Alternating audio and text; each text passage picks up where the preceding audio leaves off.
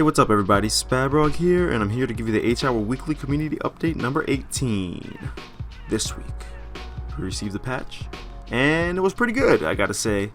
So, the first thing in the patch is that they adjusted some factory things. So, factory actually got some more props, and it actually is in its finished state. You know, I think they kind of held off so they could give us the fourth map before so we could get Temple.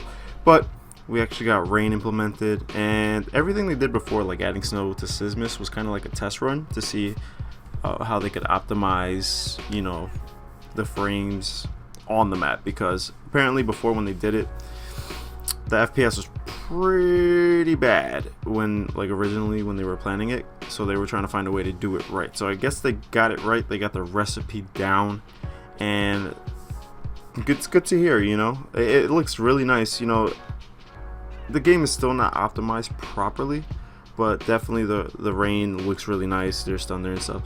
Let me just read through the patch notes for you guys though. So, factory, it got rain particles added. Rain sounds, including thunder and lightning flashes, were added. And now the main buildings, like, have nameplates for the rooms. So, like, now we have a storage room, then we have a paint room. So people and new players, just in general, they could see, oh, okay, this is what we're gonna call it. Because we used to have like our own call outs. So we have blue, top switch room, like all that. We have roof, blah blah blah, so on and so forth. Next, they added more props to and a showroom with mannequins and posters. That actually looks pretty cool. And it was like one of the empty rooms in the middle. We used to call it middle building, like right next to blue, basically where the copy room is. I know this is probably flying over your head, like what? But whatever, for the people who do play, that's basically the middle building. And now, actually, the detonator for the bridge is not where it used to be. It's moved to this showroom building, so it's in blue now, technically. So it's a little bit more centralized, which is cool, because now you're kind of fighting for that, because that's what I used to just get to the switch room no matter what. So they kind of had like control of actually getting into, you know, blowing the bridge and stuff. So now terrorists have a little bit more mobility, and you know, it kind of makes the game a little bit more fair, even though I felt like terrorists kind of had an advantage. But definitely I think this is it adds a different meta to the game, and I'm waiting to see how it pans out in the long run. Continuing on though, there's actually stairs now on top of the middle roof, and you could go from the middle roof to the lower roof. So before there wasn't anything there, so if you drop down, you were kind of like, I could only go through the tinier roof under it, or I had to go back to Terra's plant. So that wasn't good, and I always wondered if they were ever going to put something there, but it kind of flew over my head for a while. Also, there was collision added to ledges in over 38 windows, so grenades only pass through open spaces and not through the windows, and you can't jump through the windows now. I think that's one of the things that came about since they put this collision in. Also, there was adjustments made to various light maps and particle effects to optimize the rain. And the rain is really nice. I think it's very rough to run it at highest settings, but definitely it's a nice sight to see. So I'm very happy to see that. It gives it more atmosphere, and you kind of feel like you're in the middle of something. You know, I guess it's like our Frostfire, and this is just like, it feels like you're in the heat of the moment for the most part. But yeah, continuing on. So this patch was really good. We actually seen a weapon like mechanic update. So one thing about the weapons was that, like, you could get shot across the map and lose like the same amount of damage, right, from anything. So they actually did some like dev tester feedback, and they did a lot of testing. So what they did was they have differing headshot multipliers, so depending on the weapon. So every weapon has different headshot multipliers. So let's say, for instance, like a pistol will have, like, I don't know, I'm just making up numbers, but it'll be like a pistol will have 2 times the damage for a headshot. And up close, a pistol should kill you, you know, headshot, right? And which is usually the case, because obviously it's a headshot. But it's good that they added this, because if you're across the map and some dude's just shooting you, right, and you're in a gunfight, say you lit him up or something, and he hits you across the map, you probably won't die right away. You're gonna lose, like, I think I tested it myself. Like, I think at like 75 meters, it's about 72% with like a sub. So, like, you won't die, and that's kind of like, I feel like people would get randomly headshotted across the map sometimes. It wasn't as consistent as before, but definitely it was still there. And this, I haven't seen it as much. I don't think I have seen it. I've been playing a lot as of late, so that's good that they put that in. Headshot multiplier, that, you know, as long as you're up close and one shot kills into the head, I think that's fine. But yeah, continuing on. Oh, there's weapon start damage amounts. Apparently they have different damage when they start and different damage when they end. So like their end damage points. So that means basically as they travel, they're losing damage. So I guess if they're further away, obviously it's going to do less damage. But with that said, there's weapon end damage degrade and final damage amount. So there's basically, that's saying that different ranges have different damage output. So the things I tested, me and AJ did 1 to 25, 1 to 50, 1 to 75, and 1 to 100. Basically 25 meters, 50 meters, 75 meters, and 100 meters in point blank range. So we tested with the subs because the subs were the things that were kind of, you know, in the community. It's something that's being talked about because again, I'm gonna tell you the hate I have for the MP5 because it's too good. And we noticed that the MP5 actually does 37% damage up close if you hit them in the upper torso. And that's a lot, man. That gun's very accurate. It has a good fire rate and it's good up close. So like on paper, you should never win a gunfight like up close. You know what I mean? So with that said, that if we tested the ranges and there's actually damage degrade. You know, they're in the right direction with all of it. So what I noticed is that like at 1 to there's a little bit of a degrade from like 25 meters. Excuse me. At 25 meters, there's no degrade. At 50 meters, that's when you start seeing the degrade. And what I noticed is that at 50 meters, you start seeing like a reduction. And I think the reduction, if I recall correctly, it's about 40% reduction at 50 meters. And then at about 100 meters, it's 60% reduction. So with that said, P90 at like the furthest range does 15% damage. So you're not losing 25, you're not losing 26. If they hit you in the leg for some reason, you're not losing like 30. So that's good to see, man. They better keep it that way. If they could lower, see, my thing is that I think they kind of did it backwards. I think they showed to lower the base damage for the SMGs before they adjusted the, you know, the distance damage or whatever. I think SMG should do about 20 damage up close because it's an SMG, has fast fire rate. If your shot's on point, they're gonna die basically right away anyway, because at this point it's a 3-shot gun and that's basically an M16 up close. Which is kind of dumb, I gotta say. But yeah, also there was also something really cool in this update. They adjusted the sound clips on the pistol, so the pistol sounds awesome. The notable ones are that the 1911, oh, it sounds awesome, and the MP44 Grosh, I think it's MP44 Grosh, whatever.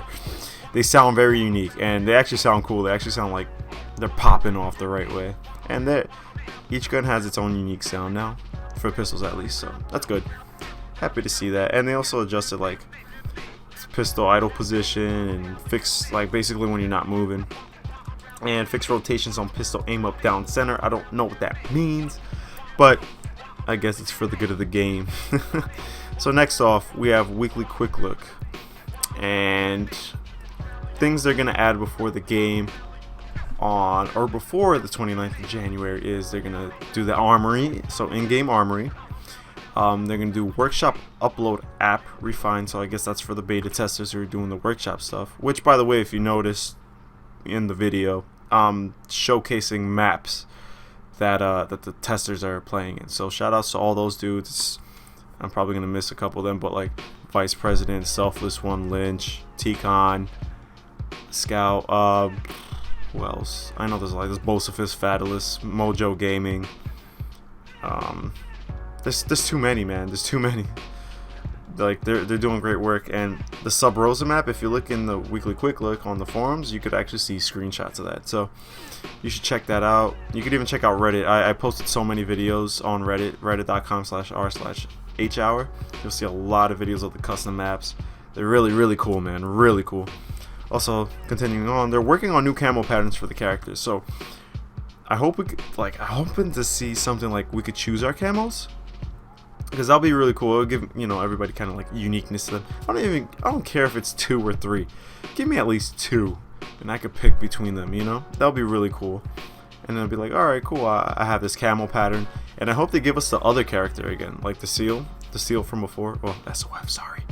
SOCOM in me just coming out. But yeah, if they could give us like different camo patterns for like each one individually. So if they could give me like 2 for each, that's 4 altogether. So if they let me pick my character and give me at least 2, you know, we're money. I don't know how hard it is to like make camos, but if you could give us, you know, if they could do it before the 29th, you know, it's like 2 weeks from now or a week, something like that, then it's money. We're money, baby. Also, they're working on more dance moves to be added. So that's cool, but like I kind of want to see like animations, and I guess this has to do with animations.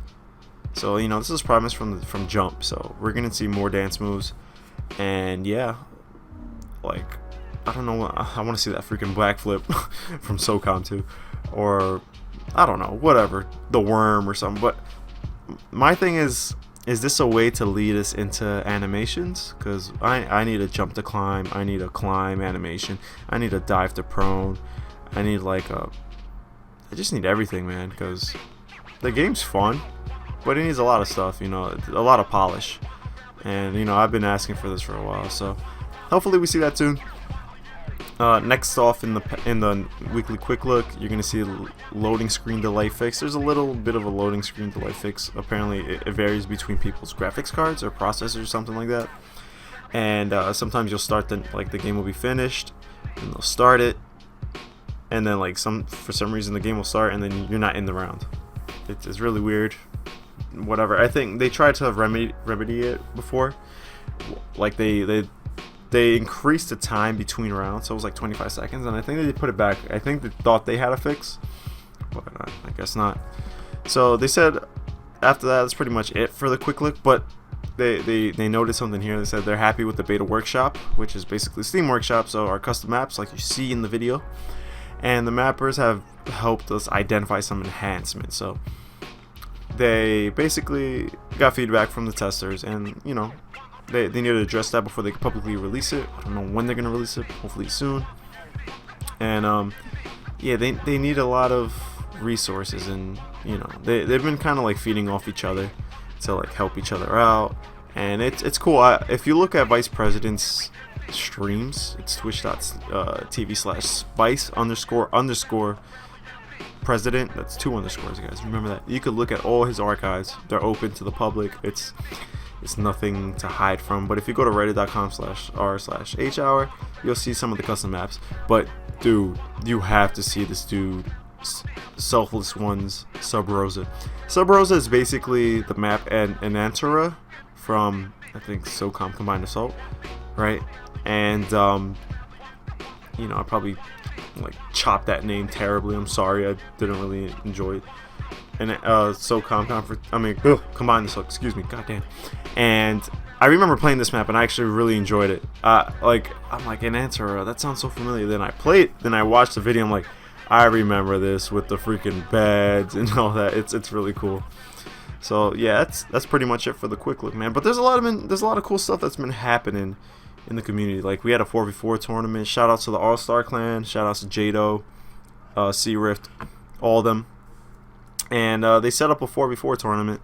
You know, it's still running actually. It started on Saturday. You know, the thing with tournaments is that they're super hard to organize, and then everybody has to be on at the same time, and everybody has to have like their own, you know, own schedule, and then they got to work around it. So doing a tournament in one day isn't cool. I mean, it is cool, obviously, but it isn't cool. But it's hard it's just super hard because like you're not gonna finish, especially since they have a losers bracket. it's pretty rough. But it was cool because like I actually subbed in for one of the dudes. Like they're playing all 3 maps out, so it's a best 2 out of 3. But they play the last map out just cause, you know, screw it. And I subbed in the last map for one of X's teams, and I was like, I did fun. Yo, 4v4 was like fun as hell. It felt like game battles again. And you know, we're communicating well. We beat the dudes pretty bad, but they were playing at a LAN center. I don't think they own H-Hour, but yeah, we had fun though. I had a blast at least. And yeah, tournaments are cool, especially when there's something on the line. I know I mentioned it last week, so it's still ongoing. So I wonder who's gonna win. I know All Stars, of course, they're one of the best teams in the game, and SIC play next. And there's still losers bracket matches that are going on, so I think they're like in winter semis. So we'll see. Also, continuing on, I think like adding on to that in the long run, I think H-Hour, like an H-Hour league, even though like it's a small community right now, I think an H-Hour league would be cool, like a 4v4, 5v5. This is the idea I had. So if you put $10 in, right? Everybody puts $10, and say there's 10 teams, and we do 5v5s. It's about $500 in the pot, right? And then we'll split into like kind of like groups, and we'll do 2 groups, and then the top 2 teams go into playoffs. So it kind of be like an NFL type thing, like AFC, NFC South, NFC East, whatever. And what you'll see is that the top 2 teams will go, and then the top seed will play the lower seed all together from each side, and then boom, you guys play each other, and then you get into grand finals. Then the dudes who lost in playoffs, it'll be like top 4. The dudes who lost in the semis will play in like a for 3rd place. So my 3rd place prize would be you get entrance in the next season, like for free. Basically, you get $10 off. If it's $10 entry, you're basically not paying your $10, and you get to play in the league for free, and with a chance to win money. And then next would be you get a 30% split if you get 2nd place, right? If you get 2nd place, so 30% of 500 is 150, so all your team will get like $30. So you get like a $20 profit for fun, you know, and then you could just pay for your next league. You know, it's for fun since the community solo. But if you win, if you get first, you know, that's 350 because that's 70% of 500. So, you know, split amongst your 5 players, you're gonna get $70 each. So it's not bad, you know. It's chump change, but hey, for playing something you love just for fun, that's something cool. That's something I want to kind of pitch to the guys eventually. But I'm gonna let them finish the tournament. You know, I don't want to step on anybody's toes because I think Jado's idea was really cool. And you know, that's the SOCOM thing, man. We thrive off competitivism. Ugh, just butchered that. Terrible. But yeah, guys, that's pretty much it. So if you guys liked the video, don't forget to leave a like and a sub. Don't forget to follow me on Twitch, twitch.tv/spab_rog. I'll probably stream sometime soon. I've been streaming some H-Hour a lot lately, and I'm playing on low settings, so yeah, it's pretty nice. But yeah, also follow me on Twitter, twitter.com/MrSpab, MRSPAB, and you know, support your boys, SOFstudios.com. Let's go. Let's get this H-Hour stuff running. Till next week, guys. I'll catch you later. Peace.